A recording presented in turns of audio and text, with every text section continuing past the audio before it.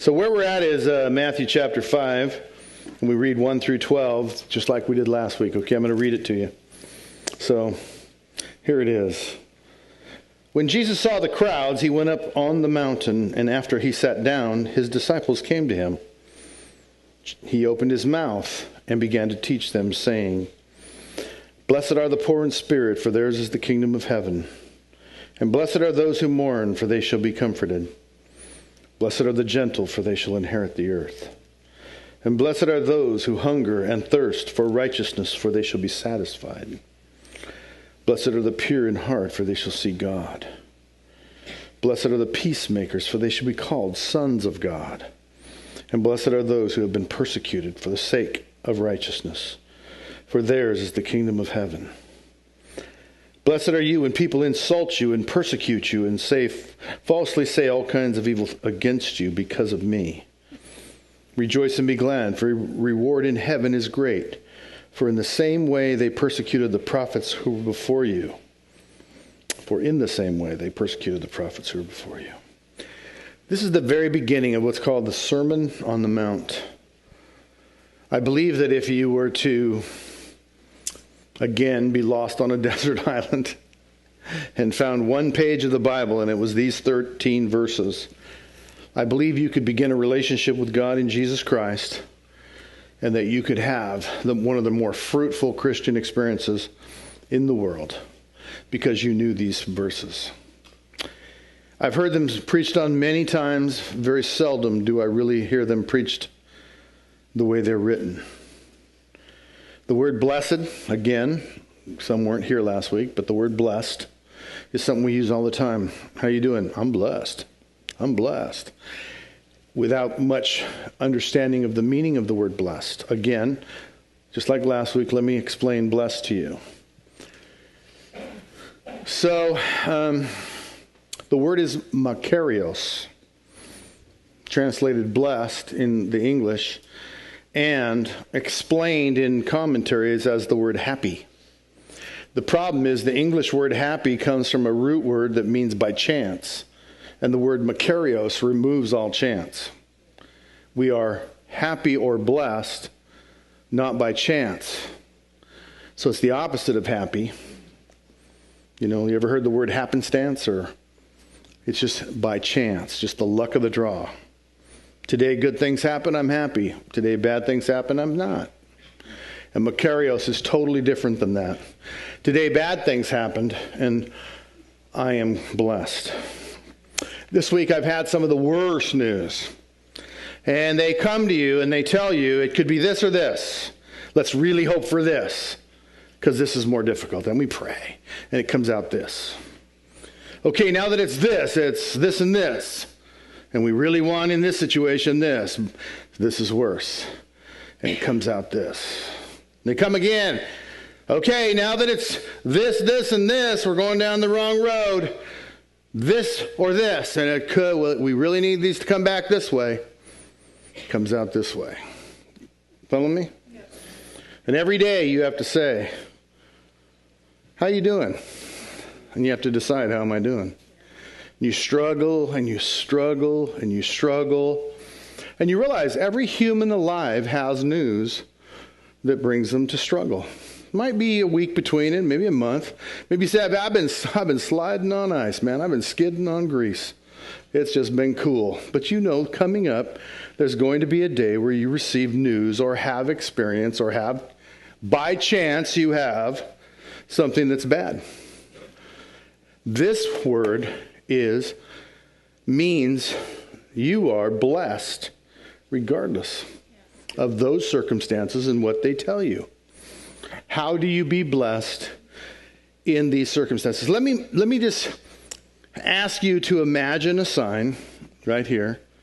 And then when I'm done, you tell me, would you like that? So, let me just read it to you. You will inherit the earth. You'll be comforted by God. You'll inherit the kingdom of heaven. You will be satisfied. You shall receive mercy. You will be called the sons of God. Keep it on your list.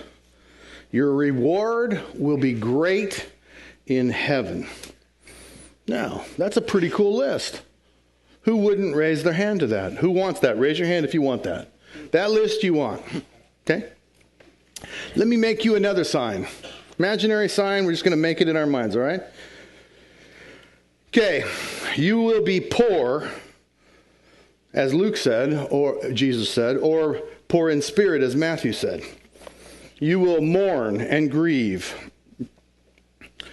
You will be meek, gentle, meaning never angry at the wrong time, always angry at the right time. You will hunger and thirst for righteousness. You'll be merciful, a peacemaker. You'll be persecuted. You'll be insulted.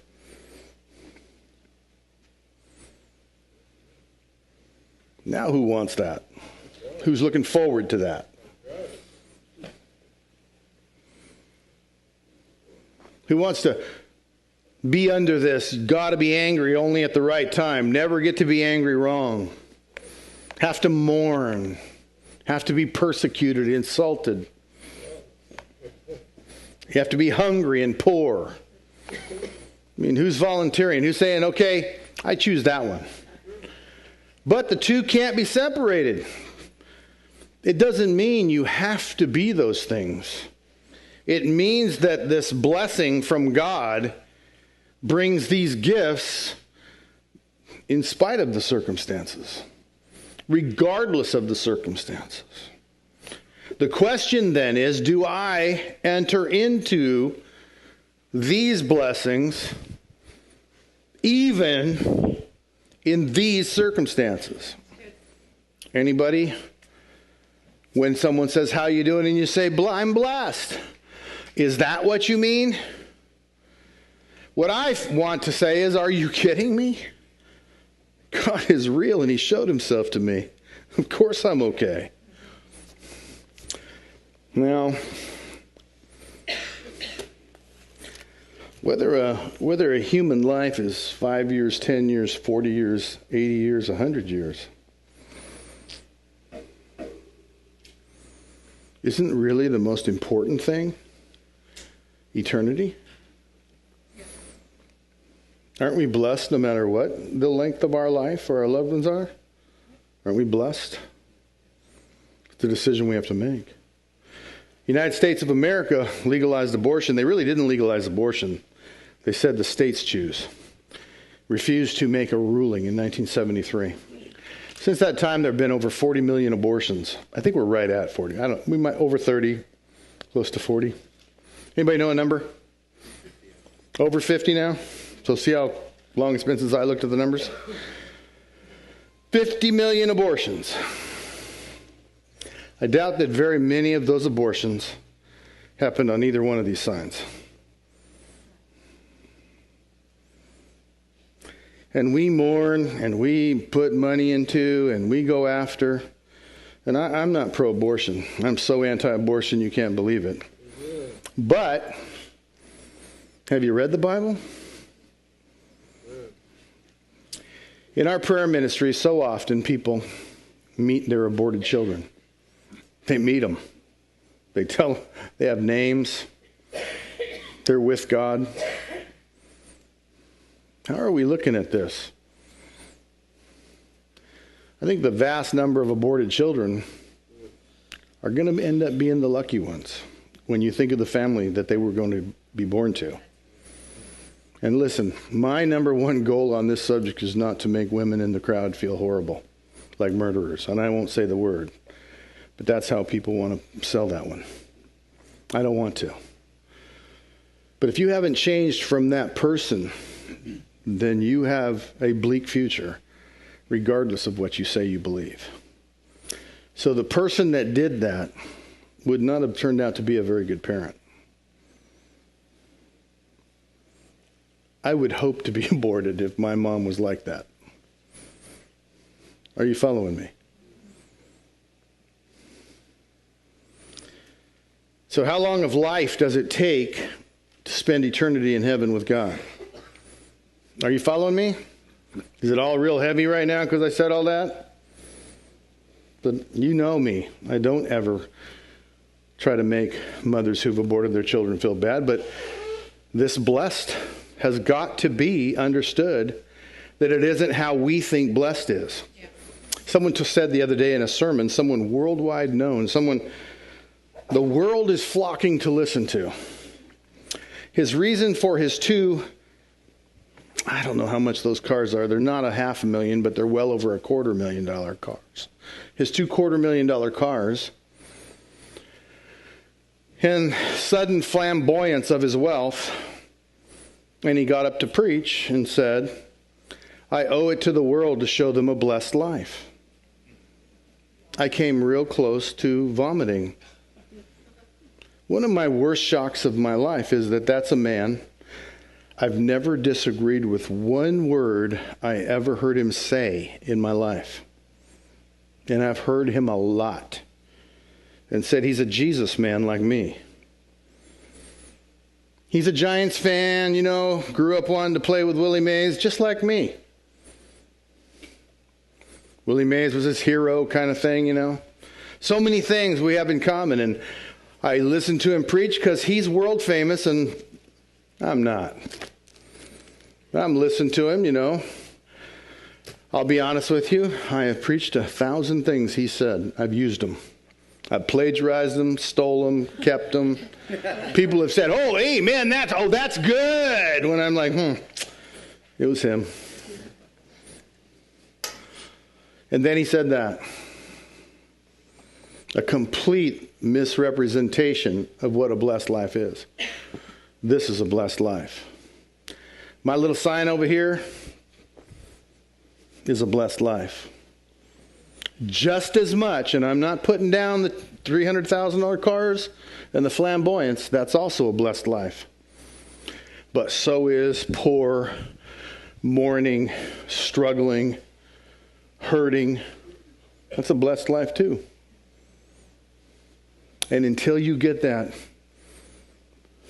I don't know if you can have the kingdom of heaven. I don't think you can. He started, what we have here is the beginning of the new covenant, the contract with God. This is the contract with God. If you are not blessed in your circumstances that you have, if you're the best looking person in the room, or you think you're the worst looking person in the room, you got the most money, the least money, you're the most afflicted and oppressed, or you're the least afflicted and oppressed. You're the most sick, or you're the most healthy. If you are not blessed in your circumstances, with diseases, without diseases, you got money and you got a honey, or you got no money and you got no honey. If you are not blessed, then you do not understand the new covenant with God. For there's only one reason for rejoicing. If we agree with the angels and give him the highest place on our throne, and we give him the highest praise from our mouth, then we have a chance at understanding what blessed means. What blessed means.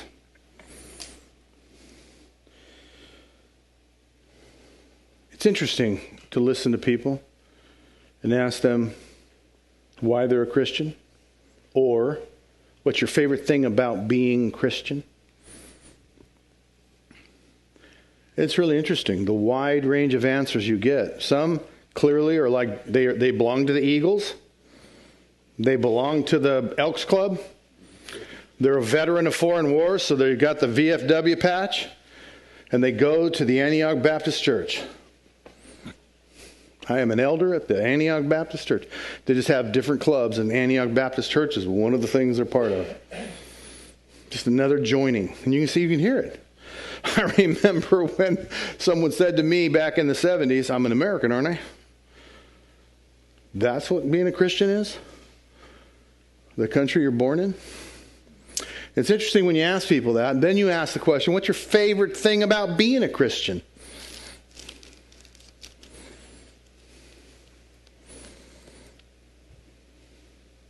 It's awesome to hear the answers. When you get down real and you start pushing away the clutter of all the things going on in your life, you know, all the trouble, whoa, nobody knows the trouble I've seen. You just push that away when you ask them that question and they start looking at it. What is my favorite thing about being a Christian? Anybody got like a very short sentence, like a very quick answer? Just, I am forgiven. I am forgiven. Something like that? Come on. Do I need to call on you? There's hope.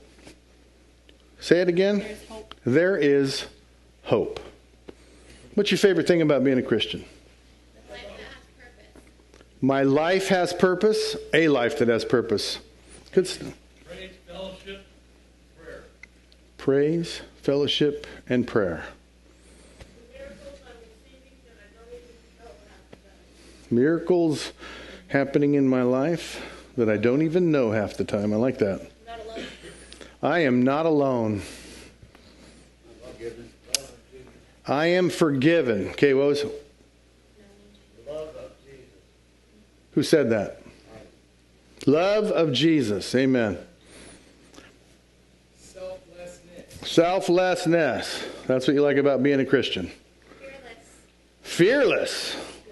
Back in the back. Is that B? I'm going to heaven. I can finally breathe without torment. I can breathe without torment. Oh my gosh. I just want to pick on that one for a second. What about when bad things happen in your life that remind you of past torment? And we all agree with him, right? To be able to breathe without torment, to not be constantly beating yourself up over your past or what happened to you, or hating others, that kind of thing, right? So,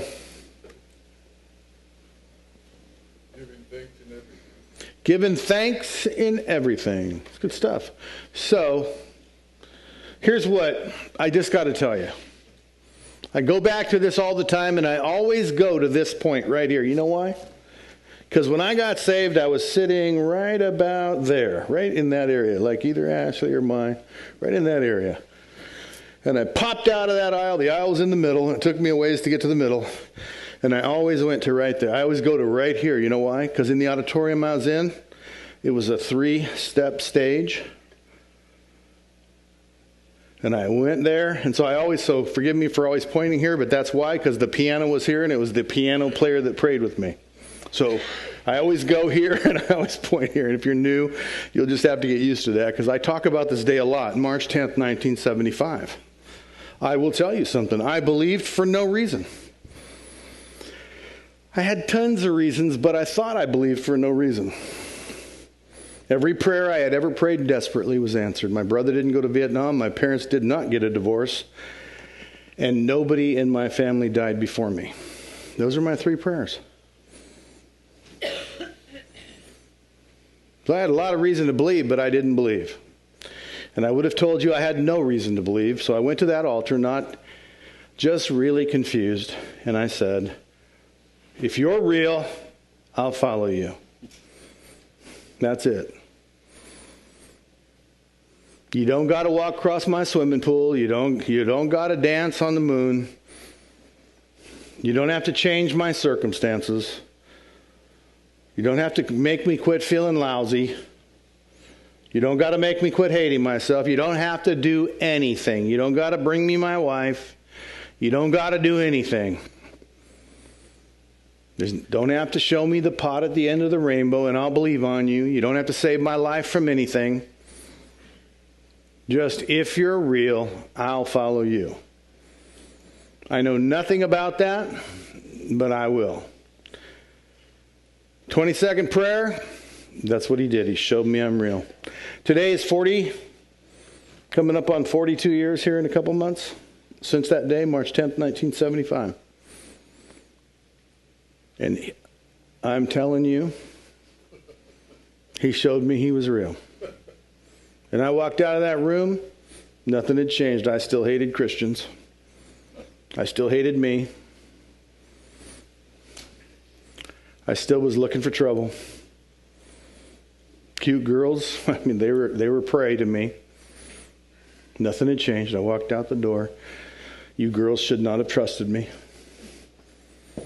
I still would have stolen anything that I saw that would benefit me. I still would have lied to anybody. But the problem was, something changed. One and only one. He was real. I know I say this from time to time. If he's real, we should follow him. And that's the only deal I made with God. You see it all the time in movies and stuff. If you do this, I'll follow you. And praying at the stars and the moon. Oh, if you rescue us, I will give my life. I never made any of those deals. Just if you're real, I'll follow you. What I see when I read the New Testament is he's just trying to get us to know he's real. He's mindful of us. He loves us. And he wants us to follow us, regardless of whether our sign is this or not. Because this or not will obtain this if we know he's real and follow him. I would say there's 120 people in here, maybe. I'm not going to count them. But in this 120 people, I think we would probably get most of you to raise your hand. Do you believe he's real? And yet this year, 2016, there has been a mass amount of betrayal and a mass amount of adultery, pornography, fornication, theft, lying, sneaking. Just in this 120. If you put the other people that filled these chairs throughout 2016, did I say 17 a minute ago? Throughout 2016, we'd probably get up to 500 people. 500 different people have come to this church and heard these sermons from Jesus. I would bet if you took 500 people from a worldly system, let's go to the Eagles Club, or you go to, well, there's mostly old people, but you go to a high school or somewhere else, you would find very close numbers in betrayal and lying and sneaking and cheating, as you would in a church. Pornography actually took hold in America because of the church.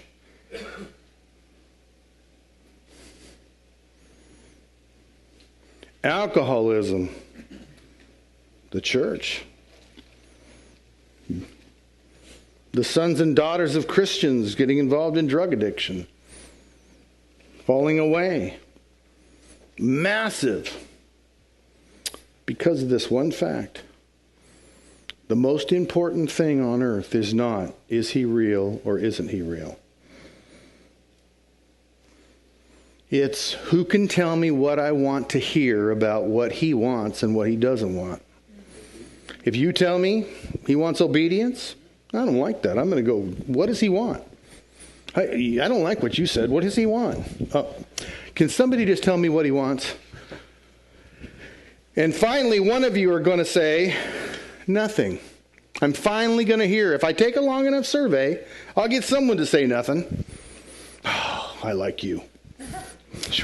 That's what I wanted to hear. So let's just do nothing. And nothing doesn't procure this incredible list.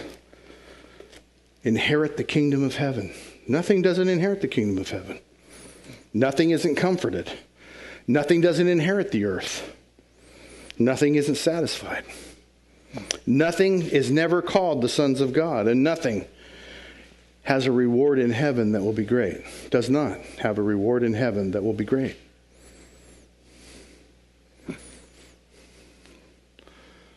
What has that is people who are blessed regardless of whether they are poor or poor in spirit, insulted and hated. I thought these Christians made me mad back in 1975 because of that, love you brother, love you brother. I said, shut the flip up. Hugging each other, man, when those guys were hugging each other because a volleyball landed in bounds and they're all hugging each other, what I was looking for was to get up and spike one into their face. I mean, I was so irritated with these Christians. They bug me. Then I became one. Within no time, I started hugging guys because the volleyball landed in bounds. Dude hugger. I said, yeah, I'm a dude hugger now. I actually say I love you to dudes. And it isn't weird. It isn't even wrong. There's nothing bad about it. No, back on March 10th, 1975, I didn't think that. What I said was, if you're real, I'll follow you. And when I started feeling a brotherly love for men, I said, what is this? And I read the Bible about the word phileo and the brotherly love that comes from the Spirit dwelling inside of me. I began to see what manhood was. Wasn't anything like I'd been taught. Manliness. Laying down your life for your brother. Lay down my life? No, my life was to make others lay down their life for me, not me lay down my life for them. Then you start following Jesus and you realize the Spirit of God changes you, causes you to be okay, and actually be blessed when they hate you. Now, I experience, and I'm not trying to get anyone to feel sorry for me, but I experience more hate than most people. I get insulted more than the average human being. And I have to tell you, I'm blessed. I can't believe how good my life is. And if I were to have a one-phrase answer for how good my life is, my favorite thing about being a Christian, it's the knowledge that he's real. When I get bad diagnoses about some little person that I love more than life itself, and I offer, could I die? I've had a great life. Could I die in her place? Can I suffer in her place? I know. The guy in 75 that walked up to this altar, that wasn't him. This week on Facebook, man, I got ripped. Woo, by someone I love. By someone I gave my life for. The guy in 1975 that had been banging on the door to scream back and insult back and hate back. And would have publicly hated, just so everybody knows, I'm just as good a hater as she is. That's the 75 guy. The 2016 guy just mourns and rejoices at the same time. I hate that she's been lied to. I love that I know he's real. I hate the reward that comes to those who do that. And I love the reward that comes to those who do what I do. Yeah. I get lied about more than the average human being. By people that I've never lied to. The guy in 1975 would have lied to you when the truth would have worked better just to see if he could. That guy in 1975 would have lied just to see that he had power over you. The guy in 2016 standing before you wouldn't lie to you if there was $1 million at stake. That guy would have stole for $1. The Spirit of God changes us. And the new covenant, to begin with what is blessed and what isn't blessed, to begin with the fact that if you can't be insulted and still be blessed, if you can't be crippled and still be blessed, if you can't be blind and still be blessed, if you can't be poor and still be blessed, if you can't be in hard circumstances and still be blessed, if you don't understand the word blessed, it is a joy that comes from within, that you can see in the Bible when the apostles were beaten for preaching the gospel and they were jailed and awaiting their sentence after being beaten. It says they were rejoicing and singing songs and hymns and spiritual songs to the Lord. Now that's blessed. Yeah. And when we say I'm blessed, I wish that in our head at least we would think, that means I'm happy in spite of my circumstances. I don't need alcohol. I don't need drugs. I don't need comfort. I don't need company. I am blessed because He is real. There's an individual blessed, and I'm telling you, there's a family blessed. You ever read the verse that says a 3-strand cord is not easily broken? What that means is if you took a piece of string and no matter who you are, there's a piece of string you can break that barely, but you can only break it barely. You just break it. It takes some strength to break it. Well, even a thread, one thread, pretty easy to break. Maybe 3 threads would still be easy to break. So what I'm talking about is, what this is talking about, a 3-strand cord, like a rope that can be broken by itself. You wrap 3 together and you bind them. You can't break it. Because the binding together of ourselves makes us unbreakable. All that hugging because the ball fell in bounds. All that being a dude hugger and, a lover. All that being able to be insulted and still loved. Be hated and still loved. That's that cord that's wrapped around each other. Me saying to Hosanna, do not leave us, isn't because we're the only place on the earth that knows the truth. We certainly are not. It's that there's always something waiting to break me. If insults will break me, then trust me, they're going to line up to insult me. The devil will line them up. If sickness will deter me from his reality, then I'm going to be one sick individual. Whatever will take my faith, trusting people, everyone I've ever trusted let me down. If that's your testimony, you are going to be coming across untrustworthy people your whole life.